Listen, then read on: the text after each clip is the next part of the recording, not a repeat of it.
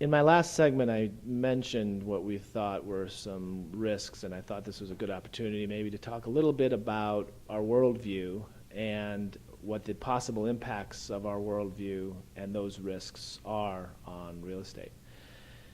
We've seen an enormous expansion of debt in most of the industrialized and developed world. In the United States, we just hit 100% of GDP. Greece has been over 100% for several years. Now we're approaching 130, 140% of GDP, and we're seeing what kind of stress that's caused to their economy. Italy's also over 100%, and we've seen a dramatic increase in their bond rates. I mean, their bond rates moved from about 3% to 6% in almost a matter of a month.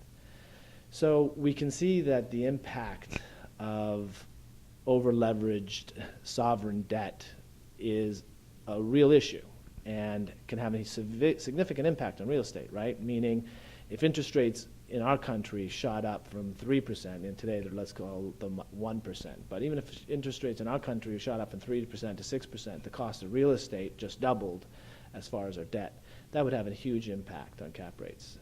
And we see that as a real risk. We do not have a solution today at the political level or the populist level to our debt issues. And we are growing our debt at the fastest rate of any nation in the world. We've got a 9 to 10% annual deficit compounding on top of 100% debt to GDP.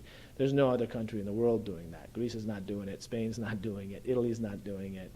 And we see what kind of turmoil and stress they're going through. So I think a real estate executive, when laying out a strategy, needs to be disciplined and factor this in, because whether your debt's rolling over or you buy a piece of real estate today at a 4 cap and you see that 3 or 4 years from now that real estate is now going to be valued at a 7 cap because what our debt issues has done to the underlying stability of our currency, or how we charge for our debt or our interest rates in relationship to our bonds, is an issue, and that factors into our worldview and our risk assessment of real estate. So we are a little defensive as we try to factor that into any type of long-term strategy.